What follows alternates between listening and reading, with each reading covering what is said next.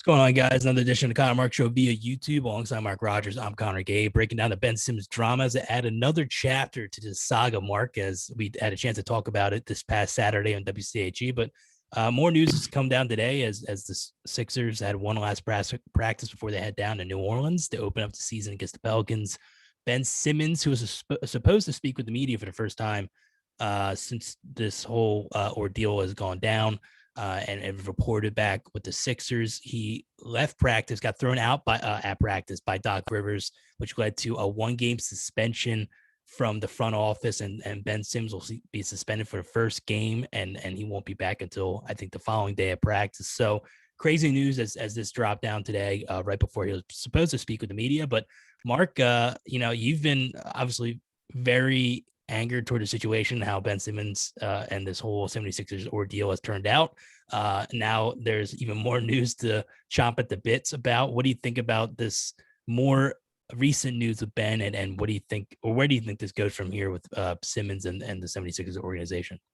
Yeah, I mean, it's like you said, another chapter gets added to this, and I really don't know how another chapter could have gotten added to this, but again, obviously we had one today, and according to a lot of reports, it went down, as Simmons got asked to participate in a drill, and he threw a hissy fit, as he has all off season of just not showing up and wanting to be a part of this team, and again just being a distraction to this team as they're trying to prepare and get ready for obviously New Orleans and the opener tomorrow.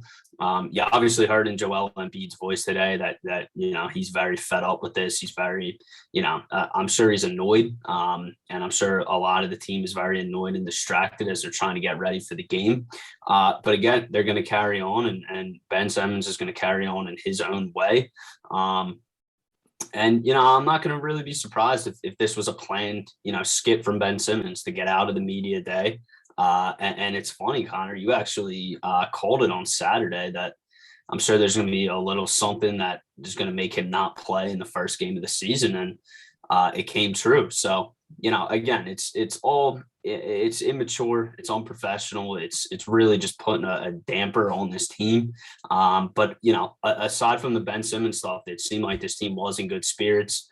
I know it was only preseason, but they looked really fluent. I love the way Maxey was playing, and I really hope he gets the opportunity to step into the starting, role and really show, what he's capable of, as, Ben Simmons is not going to be there tomorrow and most likely not for the foreseeable future. So all in all, I mean, it's just another day for the Philadelphia 76ers this season, and another day, and getting prepared to go down to New Orleans and, get a big first win. But Mark, there's some surprise.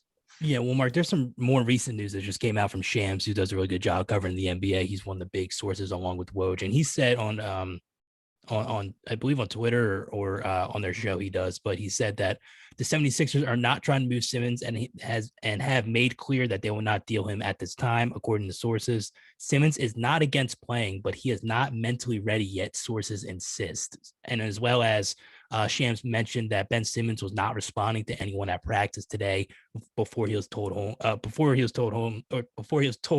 go home by Doc Rivers at practice this morning. So it really is a crazy situation, because I think a lot of people expected to go like this, because it was mentioned about a couple weeks ago that Clutch Sports and the Sixers front office were trying to negotiate a deal where he could come back and assimilate into the team somehow, whether that he is playing or he's just within the facility at times practicing. I don't know what that is. I don't know what the deal included, but knowing that this could go south very fast, and how teammates felt about him, how the coaching staff felt about him, and especially how fans feel about him at this point, this was really going to go bad. And it only took till day two or really it took till day one. It was a minor inconvenience where he didn't put his hand in the middle of the team huddle. But today was really bad, obviously getting thrown out of practice and again, distance away from the team. But it's getting bad fast, and I know Sixer fans are upset and don't want to trade him for a bucket of balls.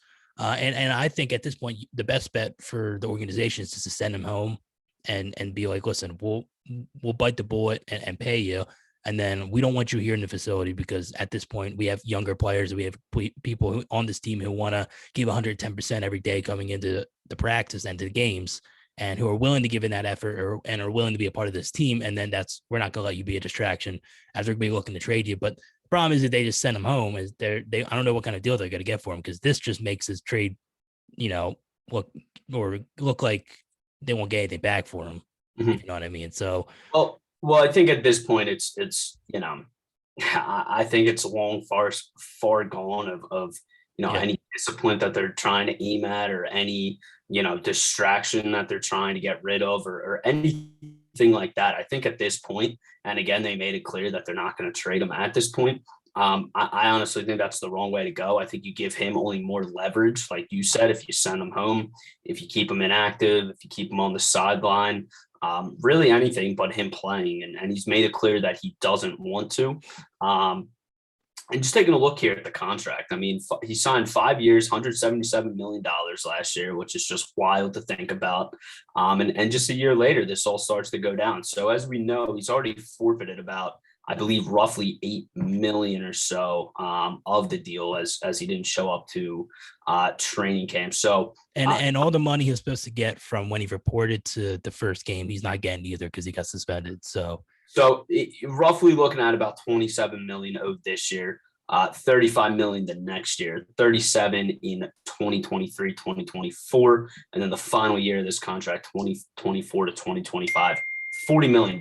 So, huge figures here. And again, for a guy that has shown how selfish he can be, how selfish he is, how self-centered, whatever word you really want to use. Only those dollar figures are going to make it harder to make a trade, along with the leverage, along with, how he's acted just in this, day or two span. Another thing I wanted to point out was, today you saw everybody in the practice gear and the practice jerseys and stuff. And, he wasn't in neither. He was in the cutoff white Sixers sweatshirt as well. He's wearing his phone in his pocket the first practice. Phone in his pocket. So, that's again, so funny. Speak of the immaturity level and just the professionalism that he has, and I don't really know what he's trying to accomplish here. I mean, it's one thing to want to get out of somewhere and request a trade to go play at a place you may desire, or a place, just not play at a place that you don't desire, which obviously is Philadelphia for him. But I really, again, I don't really care about him. He could never play another game of basketball in his life, and I couldn't really care less. But he's not really helping himself. And I'm sure whatever team, that gets him essentially, or whenever he gets traded, those guys on the team aren't really going to be looking, at a Ben Simmons that they may have been looking at, 2 or 3 years ago. So, all in all, again, the thing that really just angers me to the core is just the distraction to the team that it's causing, just all the bad press that surrounds the Sixers at this time. Because I think they can have a successful year. I think guys can step into roles that they may not have thought that they were stepping into. And, I think this team can be successful. But again, if you have this distraction going on all year long, it's going to be really hard to accomplish the things that I think this team's capable of accomplishing. Yeah, and another interesting comment that was made today by Joel Embiid. He was asked by the media after Doc Rivers spoke to the media. He said, quote, "At this point, I don't care about that man. Honestly, he can do whatever he wants." And then as well, he also said, as it pertains to talking to Simmons, he said, at the end of the day, our job is not to babysit somebody. So it really seems like at this point, especially the leader of the team, the best player on his team, he's over with the situation. And I have to imagine a lot of guys in the locker room feel the same way. I was listening to the Mikey Miss show today, and he did a pretty good job breaking down the NBA CBA and whether or not, how the Sixers would keep, if they suspended him again, like would the league get involved? I know Adam Silver, ahead of tonight's games that are going to be debuted tonight on TNT, he said, they're monitoring the situation. And it really is wondering, or it is crazy that, the league could get involved here, whether or not they want to suspend him personally, or whether, however they choose to handle this situation. I don't know how Adam Silver would, go. I know he's a very pro player commissioner compared to Stern, but he has 4 years left on his deal. Like, this is not somebody who has a year left and he can hold out the rest of the year and then just go on free agency in the off season. Like, this is a 4-year deal. Like, he's not going to throw away 4 years of his career. Like, that's pretty crazy. So what would you think, or what would, if the NBA did get involved, what would you think they do?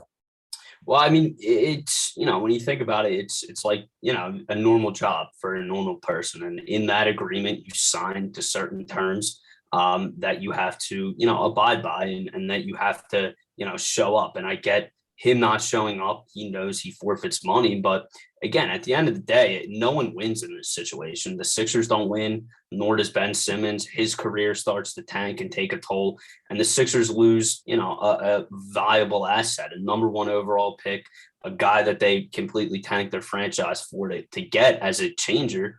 And again, at the end of the day, no one wins on this. So if I was a league, I would have gotten involved. I'm actually not yet, but definitely soon.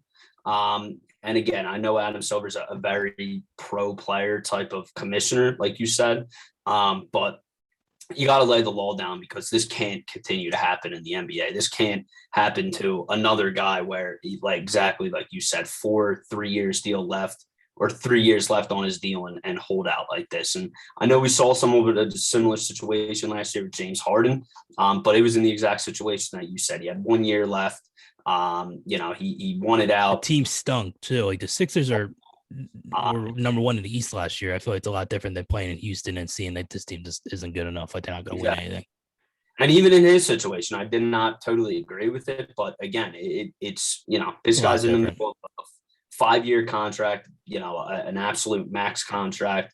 And personally, I mean, this probably doesn't matter, but I don't even think he deserves, obviously close to what he's getting paid.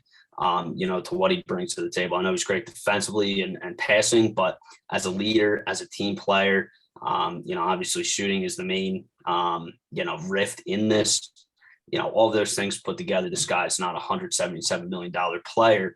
And for that, I think at the end of the day, that's what's going to make it the toughest thing to move this guy, aside of the leverage and what this situation's become. But, enough of Ben Simmons. I'm tired of talking to this guy. I'm tired of the national media giving him spotlight. Sixers are back tomorrow, man. I'm excited to see what this team can do. I'm excited to see this young talent.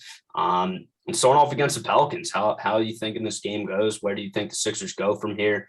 Obviously, they come back to Philadelphia on Friday. Brooklyn open against the Nets on TNT. So they got 2 great games ahead of them here, and a really good chance to get off to a good start. Yeah. So Zion's going to be out for New Orleans, which is a huge blow for them. I think he's going to be out for the first week or two, or just the beginning of the season. So I don't know when his timetable is, but he will be out for the home opener for them and when the Sixers come into town. So that's a huge blow for them. And that's a huge opportunity for the Sixers to get the season off on the right foot. I know not having Ben Simmons, even though he has his problems and he did not show up last year, you're going to suffer defensively. And then you're probably going to suffer in transition on offense. That is something that he's really good at in transition. But your half court offense is going to be a lot better, which is nice. You're going to be able to score a lot easier, especially with Joel in the post and having more space for him to work and guys around the perimeter who can shoot. Yeah, so I mean, I expect them to go into New Orleans to beat them. New Orleans is not a good basketball team, and I expect Embiid to have a good game. And I expect Tyrese Maxey probably start, but I think the minutes between him and Shake Milton will be pretty close. I don't think they want to throw Maxey out there for like Ben Simmons type minutes. But yeah, I mean, I'm excited to see where Curry to leave off where he left. He had a great playoff run. Danny Green, hopefully getting back from his injury and playing well. And Tobias Harris, without Ben in the lineup, even though he's not a huge scorer, he's still going to have to have a bigger role. And I know there's going to be less focus, obviously, with Ben out of the lineup. And now Tobias is going to be looked as the number 2 guy. So for the time being, unless they make a deal for somebody else. But I'm excited to see just how this team looks. And, it was obviously a very disappointing end of the last season. And I think, Joel is setting himself up for a really good year. And I think it's going to be in the MVP discussion once again, especially with Ben on the lineup. I think he has something to prove. Not to prove that he's a better player. He obviously is, but just that he's the guy and he's going to, push this team to the playoffs and hopefully make a run. So as it currently stands right now, the team's not good enough to make a run to the NBA Finals, even though the Eastern Conference is not really strong. I know the situation in Brooklyn is still muddy and the Bucks are obviously defending champions, very good team. They still don't have a dominant roster. I don't think they're good enough to make a run to the East, but hopefully with the guys they acquired in a Simmons trade and it's a good trade from Daryl Morey, they'll have enough guys to make a run, as it comes to late in the season. So what do you think about this game coming up though tomorrow? And what are the things that you're looking at for the 76ers going in 2021? Yeah, I mean, the biggest thing is, obviously getting assimilated to life without Ben Simmons on the floor. And honestly, not to jump too far ahead, but I think this team could potentially make a run. And when I say that, I would like to see, how this team looks without Ben Simmons. We Mhm. see when he has the ball in his hands as the point guard, he really only scores obviously below the rim, in around the rim, never, mid range, obviously, or 3 point or anything like that. So the first biggest thing is just spacing. I think you're going to see a lot less of, Joel Embiid being forced to the perimeter rather than, him taking the option to go to the perimeter. But, if he wants to shoot a three and go out there, every so often during the game, be my guest. But I almost felt like, with Ben Simmons, he was forced to the outside. And I feel like we have enough good shooters on the team where he can play, below the rim, around the rim, in the paint for the majority of the game. I also like Andre Drummond. I know, he's a vet. He's not going to bring a ton to the table, but I do like him more than, a Dwight Howard. I thought Dwight Howard just, took a little too many careless fouls. I think he's going to bring more offensive production to the table. May fall a little short on the defensive side to Howard, but I like that addition. And then I just really want to see the evolution of Tyrese Maxey. I totally agree with you. I think him and Shake are going to split minutes to start the season off. But I firmly believe as this season goes on and they're going to give him more opportunity, he's going to earn more opportunity.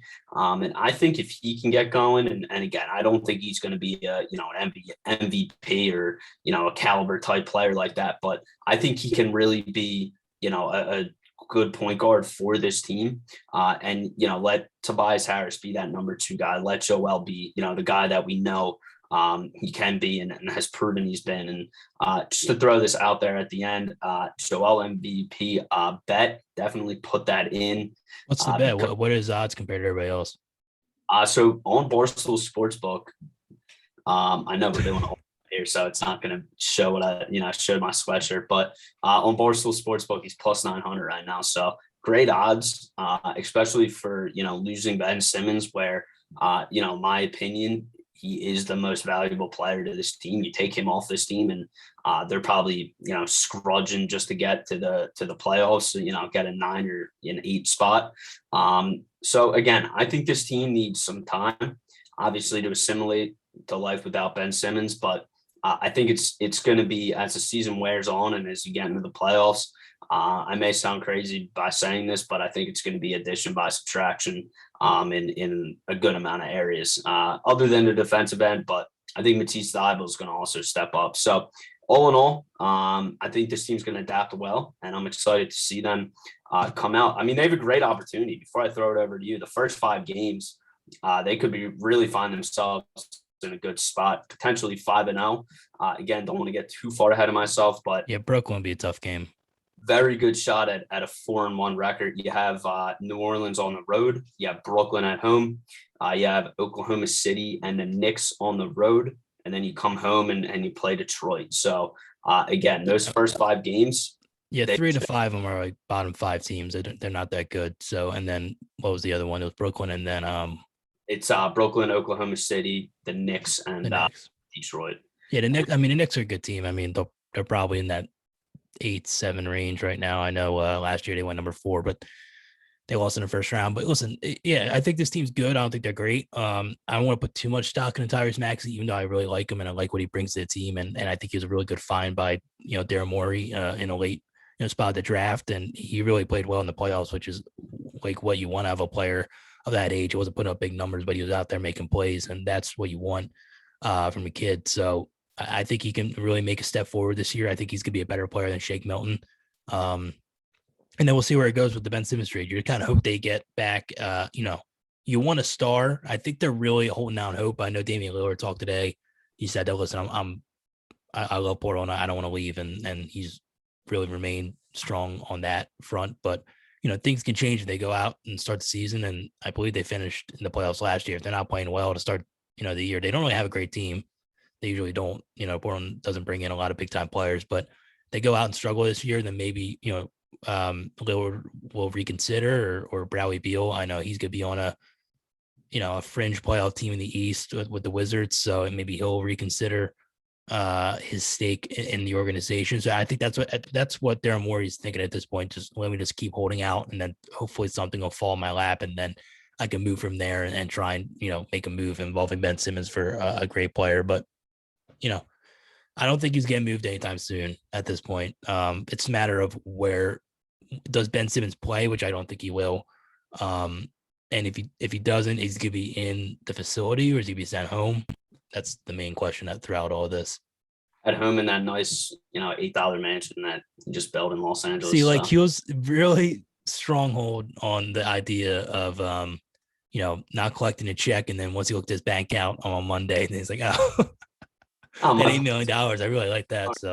So I might as well go back to work. Yeah, it's really just a crazy situation, dude. I mean, it's not even. I mean, it reminds me a little bit of Terrell Owens. It reminds me of Eric Lindros, but at least those two players, man, they had great careers here, and it just didn't really work out at the end.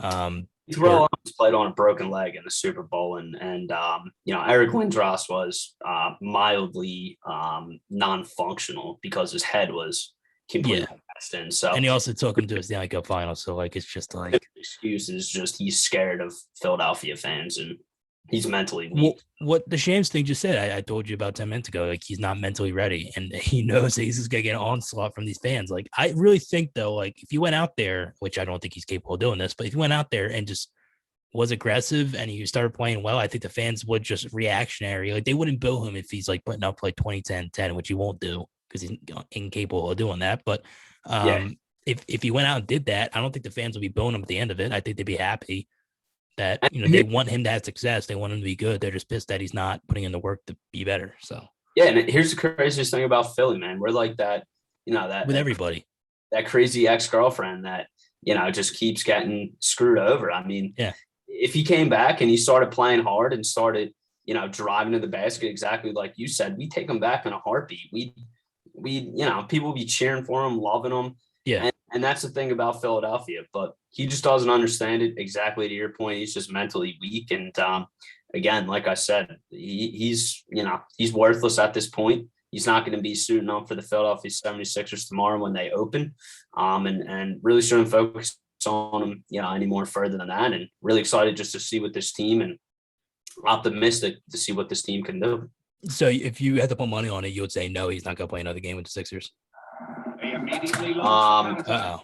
Unless it come on, ESPN playing those videos, unless it involves forfeiting a good amount of money, I think he'll forfeit more money if he has to. Then I believe he'll never play another. I doubt I don't think he has the kahunas to walk out in front of us. I mean, maybe a away game, he still may get chirped there too, but like I don't think what? Well, yeah, really. I mean, I doubt it. Like fans, we're driving out there, so they're not. That he was playing, we would go. And they've always been supportive of him too. I mean, he was even like they want him to have success. They were really rooting for him. But that Atlanta series, man, it was one of the worst playoff series I've ever seen from a star player. So, or star, I'll put quotations around that. So, what's up? I said you have to add those quotations around star player. Yeah. All right. Well, that's gonna wrap it up on this episode on the Ben Simmons front. If any more news drops, which probably be, I mean, if he gets sent home again, I'm sure we'll put out another video, or if he gets traded, which I don't see it happening anytime soon. But we are excited that with the Sixers starting this year, it seems like it's mostly around this drama, but there still are games to be played, and we're hoping the Sixers win some games and try and get to a playoffs and make another run at it. But it all starts tomorrow in New Orleans. So excited. The Flyers, big win last night. The Flyers are back in the win column, and the Flyers season underway. Now the fall winter sports are getting underway, and the Eagles, already week 6 and already disappointing us. So it's time to move into these other teams. So finally. So we'll be live on Saturday. So definitely check us out. Yep, no, for sure. All right. Well, make sure you follow us on social media as well at Connor Marks Show, and then subscribe to our YouTube page to keep up with all the rest of our videos as well. Alongside Mark Rogers, I'm Connor Gabe. We'll be back next time.